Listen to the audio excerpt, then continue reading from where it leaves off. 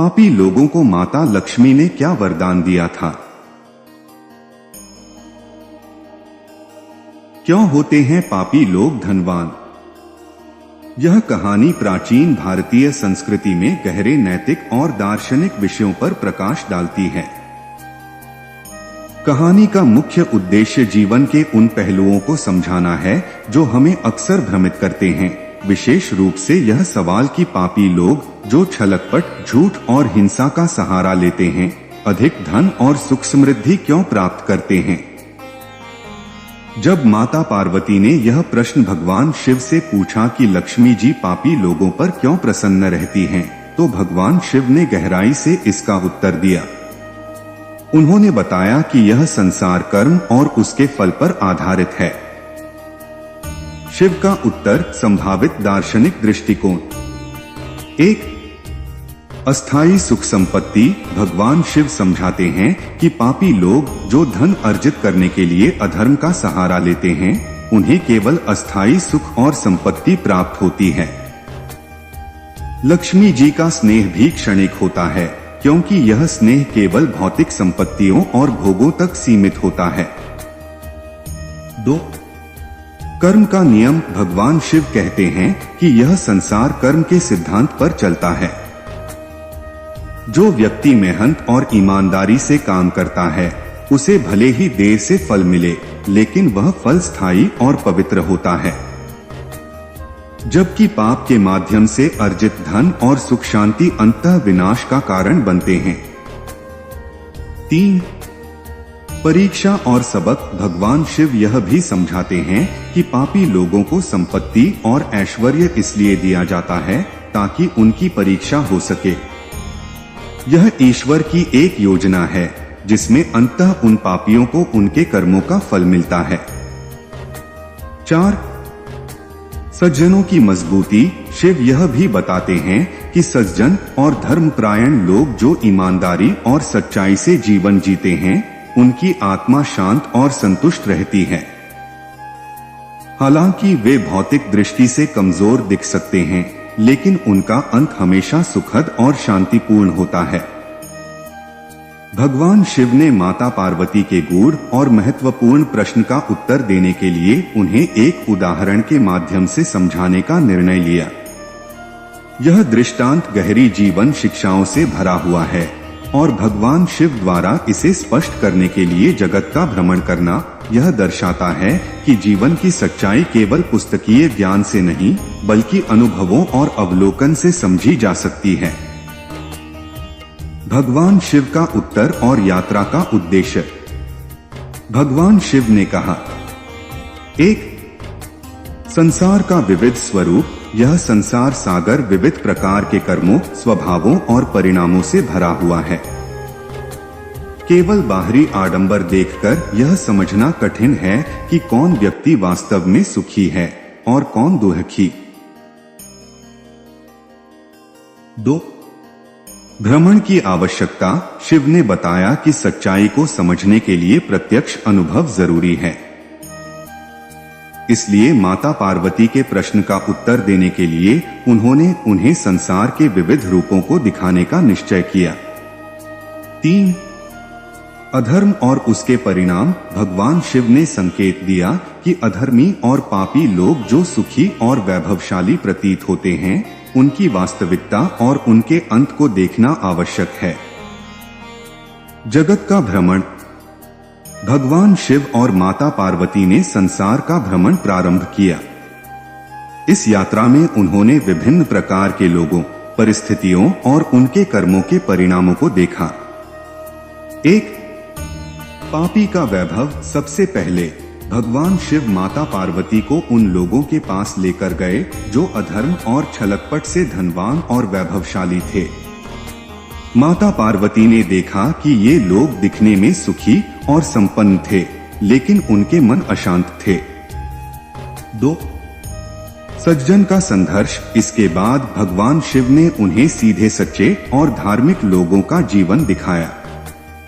माता पार्वती ने देखा कि वे लोग भले ही भौतिक रूप से उतने संपन्न नहीं थे, लेकिन उनके मन में सच्ची शांति और संतोष था। 3.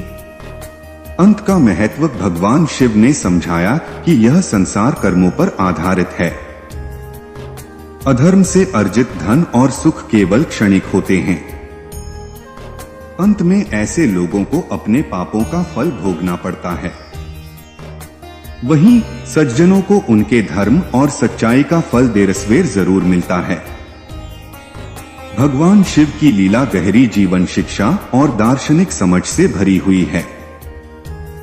माता पार्वती द्वारा पूछे गए इस प्रश्न का उत्तर देते हुए भगवान शिव ने संसार और उसके पीछे छुपे नियमों को स्पष्ट किया।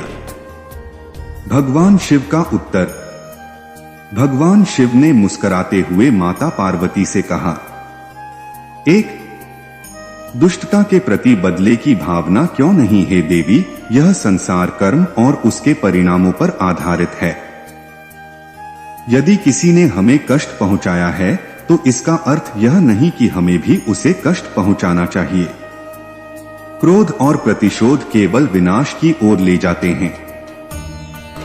दुष्टता का उत्तर दुष्टता से देने का अर्थ है उस चक्र में स्वयं फंस जाना। 2. उदारता और क्षमा का महत्व शिव ने समझाया। हमारे जीवन का उद्देश्य केवल न्याय करना नहीं है, बल्कि दया, क्षमा और उदारता दिखाना भी है। जिस वृक्ष के ठूंठ ने मुझे ठोकर मारी वह स्वयं पहले ही टूटकर कष्ट में था। मेरा उसे कोसना उसके दुख को और बढ़ा देता। इसके बजाय मैंने उसे वरदान देकर उसे ऊंचा उठने का अवसर दिया। 3. बुराई का सकारात्मक उपयोग। हर वस्तु और घटना, चाहे वह कितनी भी कठिन क्यों न हो, जीवन में कुछ न कुछ सिखाने या सुधारने के लिए होती है। जिस ठूंठ से मेरा पैर टकराया उसने मुझे सावधानी से चलने का सबक दिया और यह भी सिखाया कि कष्टों को किस प्रकार धैर्य और प्रेम से संभालना चाहिए। यही कारण है कि मैंने उसे वरदान दिया। 4. माया और वास्तविकता का भेद। भगवान शिव ने कहा, हे पार्वती, मेरी माया केवल बाहरी दिखावे तक सीमित नहीं है।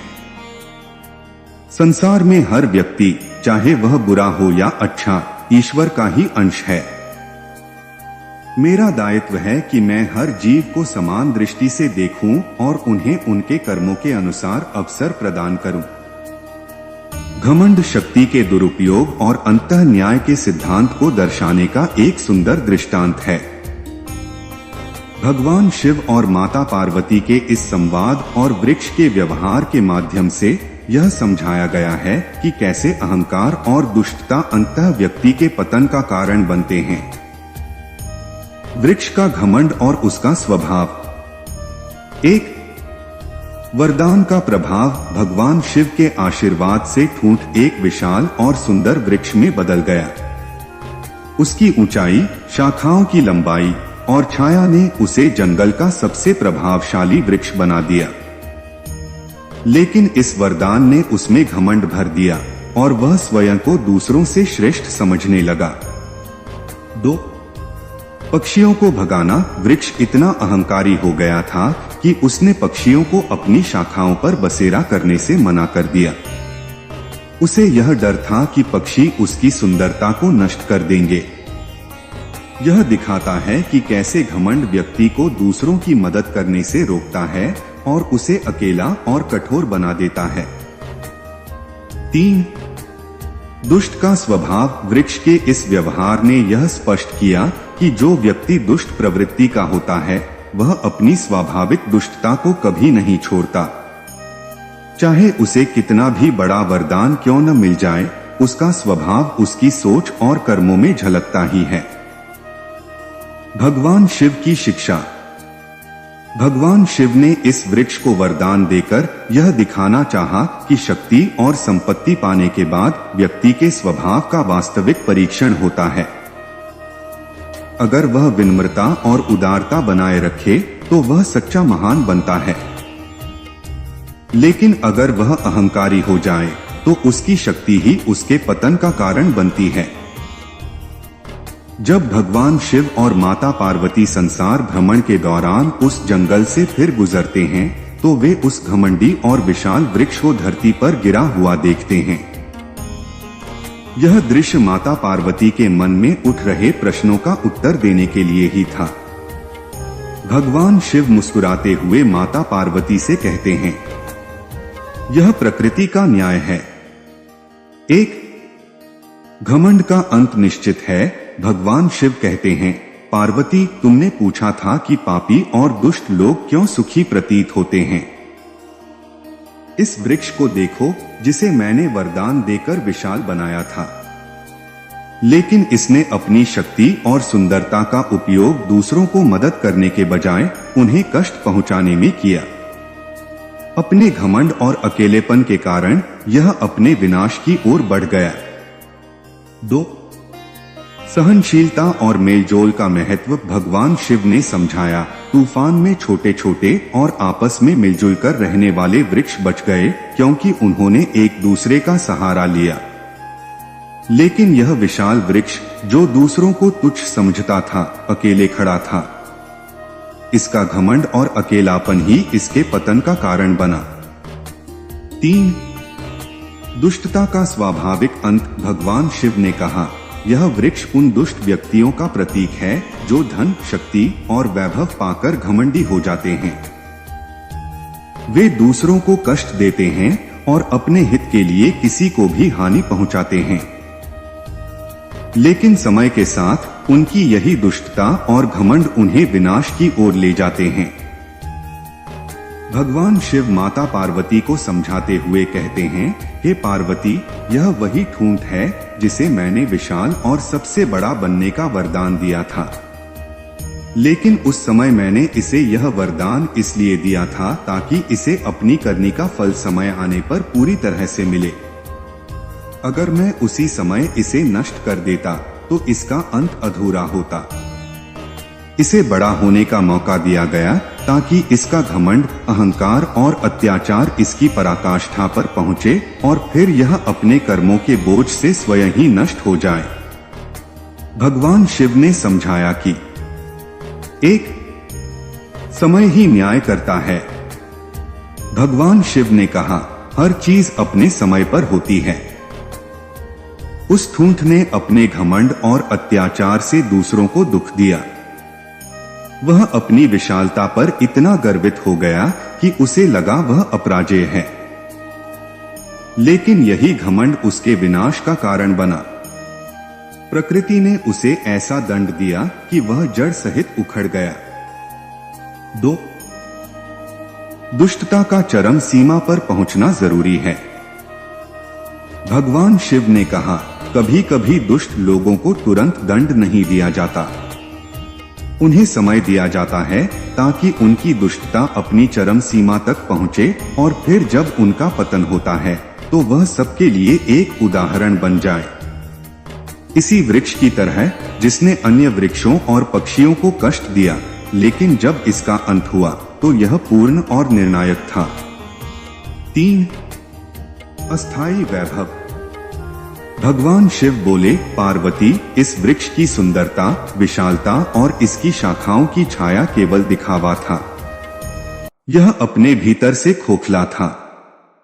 जो व्यक्ति अपने अहंकार और दुष्टता के कारण दूसरों को दुख देता है, उसका वैभव केवल अस्थायी होता है। भगवान शिव ने अपनी बात को और स्पष्ट करते हुए कहा, हे देवी पार्वती, यह वृक्ष इस जंगल में सबसे बड़ा और सुंदर था, लेकिन इसके घमंड और अहंकार ने ही इसे नष्ट कर दिया। यह वृक्ष दूसरों को कोई सुख नहीं देना चाहता था। अपनी अकड़ में इसने पक्षियों को आश्रय देने से मना किया, यात्रियों को छाया देने से पहले अपने पत्ते गिरा दिए। यही स्वभाव इसे विनाश की ओर ले गया। भगवान शिव की शिक्षा। 1. अहंकार से विनाश होता है। जो व्यक्ति अहंकारी होता है वह अपने ही घमंड के कारण नष्ट हो जाता है। ऐसा व्यक्ति दूसरों के लिए उपयोगी नहीं होता और न ही किसी का भला करता है। इसका जीवन उस ध्वनि की तरह होता है जो सांस तो लेती है लेकिन उसमें जीवन का कोई सार नहीं होता। 2. धन और अहंकार। अधिक धन और वैभव मिलने से अक्सर मनुष्य के अंदर अहंकार आ जाता है, लेकिन यह धन और वैभव ही अंततः उसे विनाश की ओर ले जाते हैं। लक्ष्मी ऐसे व्यक्तियों के पास इसलिए आती है ताकि वे अपनी ही अकड़ और लालच से बर्बाद हो जाएं। 3. चींटी का उदाहरण। भगवान शिव ने कहा, जब चींटी मरने वाली होती है तो उसके पंख निकल आते हैं। यह पंख उसे आकाश में उड़ने का अवसर देते हैं, लेकिन यह उड़ान उसे नाश की ओर ले जाती है। इसी प्रकार जिन मनुष्यों में अहंकार होता है, उनकी बड़ी उपलब्धियां ही उन्हें विनाश की ओर ले जाती हैं। बड़ा होना आसान है, लेकिन बड़े होकर विनम्रता के साथ जीना अत्यंत कठिन है। भगवान शिव ने माता पार्वती को समझाते हुए कहा कि देवी देखो, इस ठूंठ का घमंड और दुष्टता इसे जड़ से समाप्त कर गई। मैंने इसे विशाल होने का वरदान इसलिए दिया था ताकि इसका नाश अपने आप हो जाए। इसे उखाड़ने के लिए मुझे कोई मेहनत नहीं करनी पड़ी। इसी प्रकार दुष्ट और पापी व्यक्ति भी कुछ समय के लिए धन, वैभव और सुख का अनुभव कर सकते हैं, लेकिन यदि मैं उन्हें धर्म पर चलने का अवसर देता हूं और वे फिर भी नहीं सुधरते, तो उनका भी यही हाल होता है। उनका विनाश जड़ से हो जाता है। शिक्षा का सार। 1. दुष्टता का अंत निश्चित है। भगवान शिव ने समझाया कि पापी व्यक्ति भले ही कुछ समय के लिए सुखी और समृद्ध हो जाए, लेकिन अगर वह धर्म और सत्य के मार्ग पर नहीं चलता तो उसका अंत निश्चित है। 2. धर्म पर चलने का अवसर। भगवान सभी को जीवन में सुधार का अवसर देते हैं, लेकिन यदि उस अवसर का उपयोग नहीं किया जाता तो परिणाम विनाशकारी हो सकते हैं। 3. प्रकृति के नियम। जैसे घमंडी वृक्ष अपने ही घमंड के कारण गिर गया, वैसे ही अहंकारी और दुष्ट व्यक्ति भी अपने कर्मों का फल भोगते हैं। 4. धर्म और विनम्रता का महत्व। जीवन में धर्म, विनम्रता और परोपकार ही सच्ची स्थिरता और सुख के आधार हैं। अहंकार और दुष्टता केवल अस्थायी सफलता दे सकती है, लेकिन उसका अंत विनाशकारी होता है। 5. अहंकार का अंत निश्चित है। जो मनुष्य अहंकार से भरकर दूसरों को तुच्छ समझते हैं, उनकी समाप्ति उसी अहंकार के कारण होती है। 6. पापी मनुष्य का अंत। पापी व्यक्ति अपने कर्मों का फल अवश्य भोगता है। उनके विनाश के लिए किसी को प्रयास नहीं करना पड़ता, वे स्वयं अपने कर्मों से नष्ट हो जाते हैं। 7. सच्चा सुख धर्म और परोपकार में है। जो लोग धर्म के मार्ग पर चलते हैं, दूसरों की मदद करते हैं और सच्चाई से जीवन जीते हैं, भगवान उनकी सदैव रक्षा करते हैं। 8. माया का चक्र। भगवान शिव ने यह भी समझाया कि देवी लक्ष्मी पापियों के पास केवल इसलिए रहती हैं ताकि उनका विनाश सुनिश्चित हो सके। उनके पास धन और ऐश्वर्य अस्थायी होता है। 9. संगठन और सहयोग का महत्व। जंगल के वे वृक्ष जो मिलजुल कर रहते थे, तूफान से सुरक्षित रहे। यह सिखाता है कि एकता में शक्ति होती है और अहंकारी व अकेला व्यक्ति आसानी से नष्ट हो सकता है।